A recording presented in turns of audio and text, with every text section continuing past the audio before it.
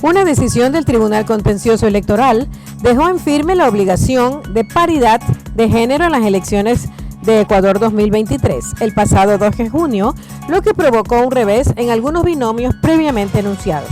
La medida se logró luego de que colectivos de mujeres realizaran un reclamo administrativo ante el CNE, luego de que éste interpretara que aplicar la presentación de listas paritarias en las candidaturas debía entrar en vigor para las elecciones ordinarias del 2025.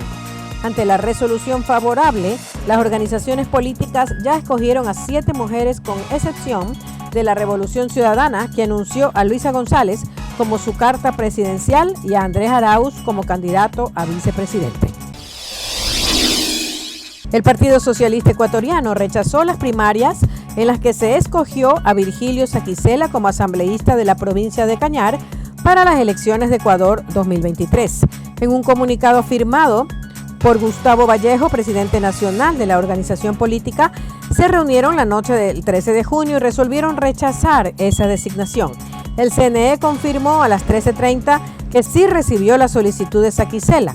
La institución aclara que procede la notificación de la postulación a las organizaciones políticas y que inicia la interposición de recursos para apelar su candidatura. El próximo 20 de agosto habrá alrededor de 1.200 candidatos, incluyendo los 8 binomios presidenciales y los asambleístas de todas las provincias. El número de aspirantes pudo ser mayor, pero varias organizaciones políticas no alcanzaron a completar el trámite y se quedaron por fuera, a pesar de que sí hicieron procesos de democracia interna en sus primarias. 12 listas escogieron precandidatos de asambleístas nacionales, pero solo 8 entregaron su solicitud de inscripción, es decir, un 67%. Las organizaciones políticas son las únicas que pueden presentar objeciones a las candidaturas que se hayan inscrito. En el caso de los binomios presidenciales y candidatos a asambleístas nacionales, luego de la notificación de CNE, partidos y movimientos políticos tienen 48 horas para objetarlos.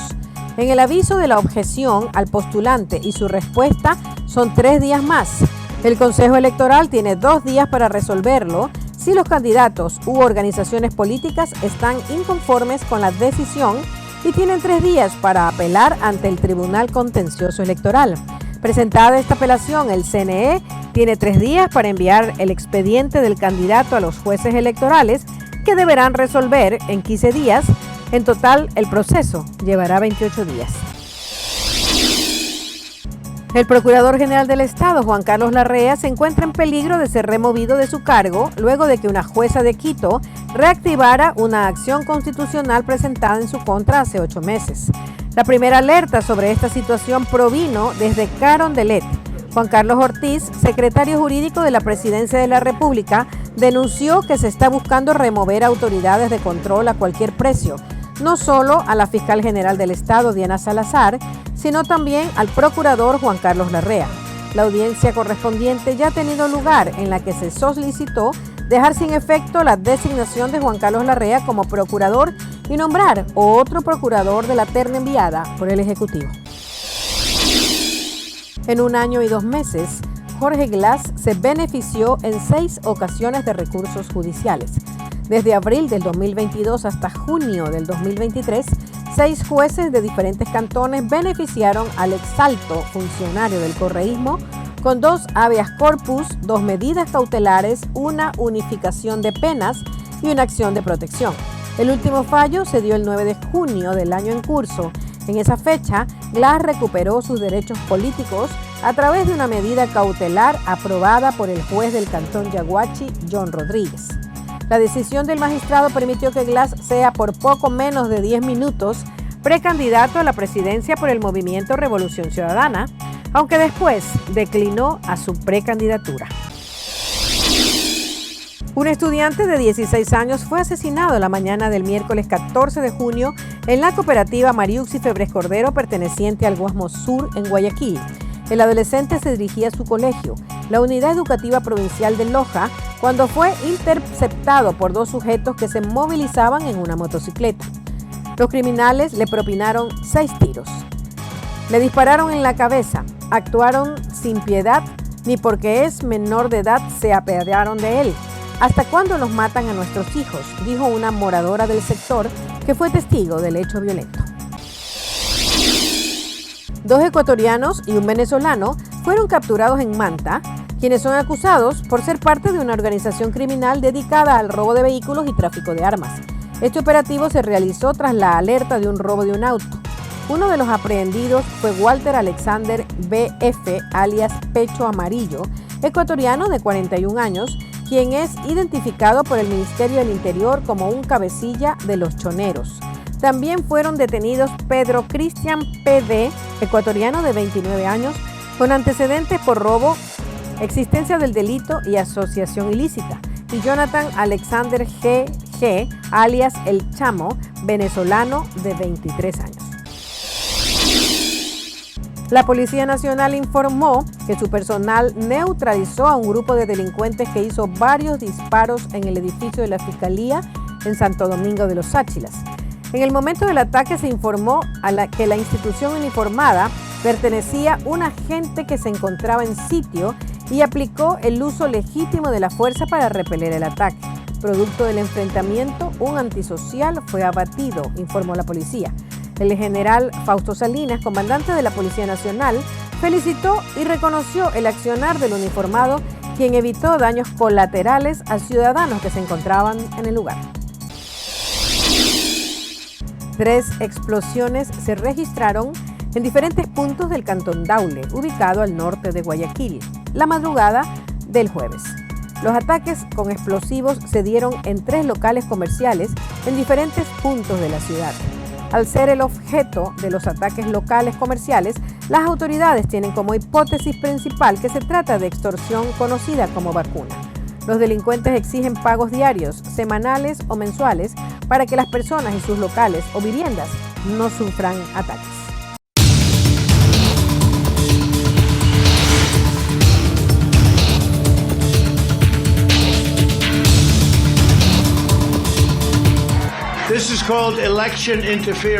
El expresidente Donald Trump catalogó el proceso judicial como persecución política e interferencia electoral. En un acto de campaña, el miércoles se refirió a uno de los 37 cargos por los que se le acusa de mal manejo de materiales clasificados. Cualquiera que sean los documentos que el presidente decida llevarse, tiene derecho a hacerlo. Es un derecho absoluto. Esta es la ley. A pesar de su afirmación, la ley de archivos presidenciales establece que todos los récords y documentos presidenciales pertenecen al gobierno federal y deben ser entregados una vez termine su periodo. Trump, quien se declaró no culpable, enfrentará un juicio sin ninguna limitación legal para seguir promoviendo su candidatura presidencial, explica el abogado constitucionalista Rafael Peñalver. No te prohíbe el hecho de que tú puedas aspirar si eres acusado y tampoco servir si eres convicto. El fiscal especial ha abogado por un proceso rápido, aunque los expertos dudan de que ese sea el caso. Esto puede ser que dure muchos meses, yo dudo que esto se resuelva antes de las elecciones. Mike Pence, quien busca medirse en las primarias ante su ex compañero de fórmula, indicó que la acusación contra Trump es muy seria, pero dijo que le preocupa que esté politizada. Tanto la Casa Blanca como la campaña del presidente Joe Biden han evitado comentar sobre el proceso, alegando que se trata de un caso independiente del Departamento de Justicia. El caso del expresidente Donald Trump, acusado de 37 delitos graves relacionados al manejo inapropiado de información clasificada, es visto por analistas como un momento crítico en la democracia de Estados Unidos, un punto en el que ningún país quisiera estar. Hay muchos países en los que se procesa presidentes o primeros ministros, incluso presidentes en ejercicio, y que reconoceríamos como democracias bastante sólidas. Países que vemos como una especie de pares en algunos aspectos o que la opinión pública vería como iguales. La abogada constitucionalista Alison Lacrosse explica que este no es el único caso en el que se ha visto a un presidente envuelto en un litigio, por lo que el término sin precedentes se refiere únicamente a las acciones del expresidente. El hecho de que las supuestas acciones de Donald Trump no tengan precedentes no significa que la nación y todos nosotros carezcamos de precedentes legales y constitucionales para evaluar estos actos. Nadie está por encima de la ley. Los profesores e historiadores de la Universidad de Chicago que participaron en esta mesa redonda afirmaron que es difícil describir al expresidente Trump o situarlo en un punto de la historia, porque en su situación cualquier cosa puede pasar, como lo explica la historiadora Jane Daly. Es que él parece que está fuera de los límites de las analogías históricas de los Estados Unidos. Parece flotar, ya sabes, es una presencia fantasmal fuera de las narrativas más amplias de la historia estadounidense. Según los analistas, estos casos judiciales contra el expresidente Trump vuelven a mostrar a un país muy dividido. Todavía queda esperar lo que ocurra con los litigios pendientes relacionados con interferencia electoral en Georgia y el asalto al Capitolio en Washington. Hoy decidimos dejar sin cambios nuestra tasa de interés de política y continuar reduciendo nuestras tendencias de valores. De cara al futuro, casi todos los participantes del comité consideran probable que algunos aumentos adicionales de las tasas sean apropiados este año para reducir la inflación al 2% con el tiempo. Aunque el crecimiento del gasto de los consumidores se recuperó este año, la actividad en el sector de la vivienda sigue siendo débil, lo que refleja en gran medida las tasas hipotecarias más altas. Las tasas de interés más altas y el crecimiento más lento de la producción también parecen estar pensando sobre la inversión comercial. Los participantes del comité generalmente esperan un crecimiento moderado. Sin una lista específica en Texas, a partir del 1 de septiembre, varios libros serán vetados en escuelas públicas, según una ley recientemente firmada por el gobernador. Algunas bibliotecas escolares tienen libros con material sexualmente explícito y vulgar. Estoy firmando una ley que sacará esa basura de nuestras escuelas. Nuestros estudiantes necesitan materiales que no solo los eduquen, sino que también los preparen para avanzar nuestro estado y nuestro país. La ley, consignada en 6 páginas, hace referencia a la prohibición de todo libro que describa, retrate o represente una conducta sexual. Consigna que para activistas no es clara y que dice abre espacio a rechazar a las minorías. Ese material sexualmente explícito muchas veces está relacionado con historias de familias LGBTQI+, historias de comunidades diversas, comunidades negras, indígenas, latinoamericanas. Como la de un niño de raza negra, transgénero y su experiencia para ser aceptado por su entorno. Historias que dice, al ser conocidas, traen beneficios. Hay índices muy altos de salud mental y de ideas suicidas en esa comunidad. Y con simplemente abrazar y aceptar a los niños, especialmente en la escuela, sabemos que esas tasas pueden bajar y que a los niños les salva la vida verse reflejados en las historias. Cada año, la Biblioteca Pública de Austin, capital del estado, que se resiste a remover libros de sus estantes, organiza un evento para exponer textos censurados como una forma de dar apoyo y promover la libertad de expresar ideas. Cerca de 100.000 personas habitan en albergues municipales y en algunos como este las condiciones son precarias, dice esta activista. A las parejas las tienen acumuladas en un cuarto, más o menos entre 50 parejas en un cuarto. O sea, privacidad no tienen. No tienen dónde bañarse, para ir a bañarse les dan un ticket y tienen que ir a bañarse en un hotel acá en la esquina. El migrante venezolano Juan Carlos Mujica dice que había comprado un colchón inflable para dormir mejor y que allí guardaba los ahorros para poder enviarle dinero a su madre y a sus hijos en su país, pero que el dinero desapareció y tuvo que poner una denuncia policial. Estaba ahorrando, tenía $1,400, salí a trabajar ayer, como todos los días, a vender mi chupeta, mis paletas, mi bombón. Madrecita, bueno, cuando da la casualidad que regreso a plena 4 de la tarde, ya no tengo ni el colchón, porque se metieron los de seguridad. Supuestamente están para protegernos y lo que hicieron fue perjudicarme. Se metieron, me sacaron mi colchón inflable que compré, no me lo quieren entregar, me lo tienen retenido y de paso me robaron $1,400. Durante su conferencia de prensa semanal, la vicealcaldesa anunció este miércoles un plan de descongestión en los albergues municipales con nuevos refugios afuera de la ciudad como solución a muchos de estos problemas. La estrategia a corto plazo es un plan de descongestión. Podemos conectar a las familias con las comunidades, podemos conectar e involucrar a los niños en las escuelas y necesitamos que las personas puedan trabajar. Aumenta a 79 la cifra de migrantes que se ahogaron la madrugada de este miércoles después de que un bote sobrecargado se volcara y se hundiera frente a Grecia en el naufragio más mortífero este año en el país, informó la Guardia Costera. El reporte más reciente da cuenta de 104 rescatados, pero no está claro cuántos ocupaban la embarcación, dijeron las autoridades. Un funcionario del Ministerio de Transporte Marítimo dijo que la mayoría de los viajeros eran de Egipto, Siria y Pakistán. En México, el problema del fentanilo en la frontera va creciendo. Paramédicos en Tijuana reportan un aumento en la atención de emergencias por consumo de drogas. Se trata probablemente de sobredosis por fentanilo. La Cruz Roja es la primera en responder a las urgencias médicas fuera de los hospitales. Ahora atienden en promedio 3 casos diarios. Lo que va del año llevamos 233 sobredosis, que es un poquito más del promedio que se llevaba el año pasado por cuatrimestre. Hemos tenido un mayor decomiso en estos 4 o 5 meses de lo que se tuvo el año pasado. Era un problema del que se hablaba poco, pues su uso no está generalizado en el país, pero en ciertas ciudades, especialmente en la frontera norte de México, ya causaba estragos. En Mexicali, colindante con California y Arizona, estudian los cadáveres en la morgue. Lo hicimos para saber qué cantidad de todos los cuerpos que nos llegan salen positivos a esa droga. Este plan piloto arrojó que más de la mitad consumieron alguna droga y de esos, en más de un tercio, encontraron fentanilo. Resultó más alarmante que es la segunda droga de abuso. El fentanilo está aún muy por debajo del consumo de la metanfetamina o cristal, otra droga sintética que se popularizó alimentando la crisis de violencia en México, pero resulta tan lucrativa para los criminales que, según los expertos, es una amenaza creciente. Después de más de 10 meses en prisión, el periodista José Rubén Zamora fue condenado por lavado de dinero. Que José Rubén Zamora Marroquín es responsable penalmente en grado de autor del delito de lavado de dinero u otros activos. Que por dicha infracción a la ley penal se le impone la pena de 6 años de prisión inconmutables. Sin embargo, fue declarado inocente de los otros 2 delitos imputados por el Ministerio Público, que había pedido una pena de 40 años de prisión.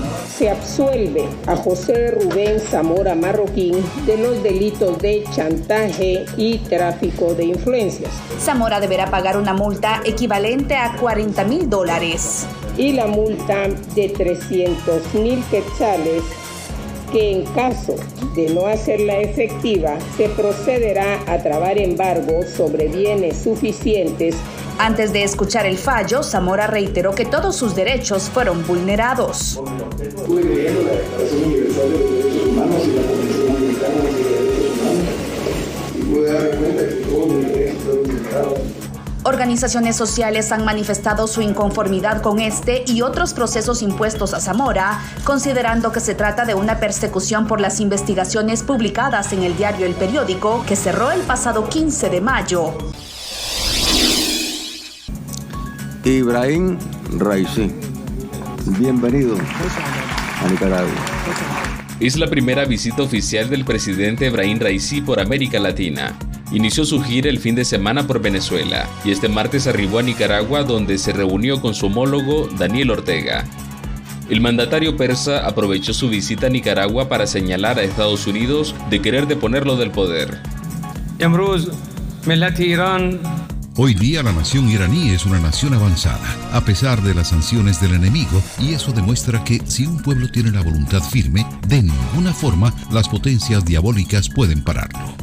El presidente Daniel Ortega acusó a Washington de querer violar la soberanía de Irán y Nicaragua. Quieren dar lecciones de derechos humanos, lecciones de democracia a nuestros pueblos. La gira del presidente iraní finaliza este miércoles en Cuba. Más que fortalecer sus relaciones con la región, la intención de Irán es provocar a Estados Unidos, a juicio del politólogo Carlos Murillo. Para Irán es necesario posicionarse lo más que pueda en el traspatio de los Estados Unidos. Mientras el Departamento de Estado determinó en un comunicado que sigue tomando en serio las intenciones de Irán de expandir sus actividades en el hemisferio.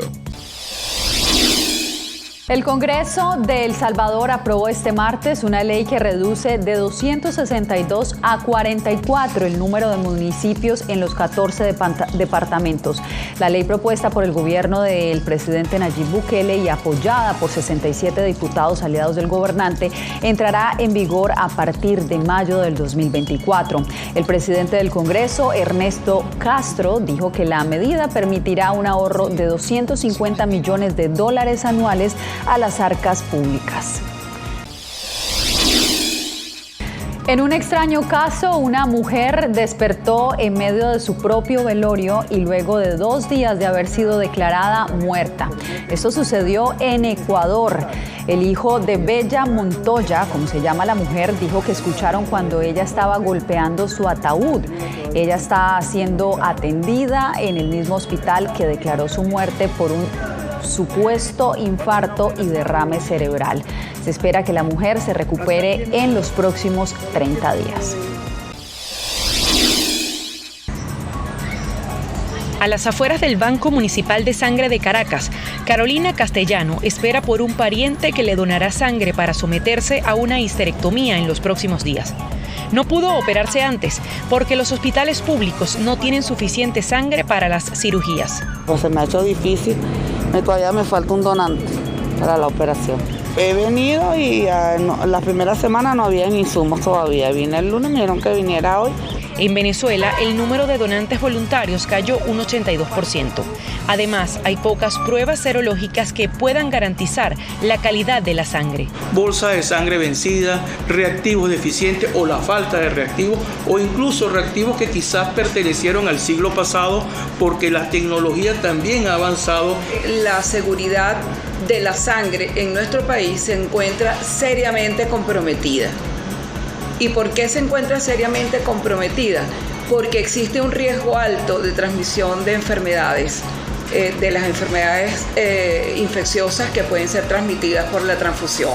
El principal hospital infantil de Venezuela tampoco tiene insumos para velar por la seguridad de la sangre para las transfusiones. Los niños terminan no solamente con su enfermedad que ya sabemos que tienen, que es una enfermedad crónica, una enfermedad complicada, sino que también ahora tienen hepatitis C.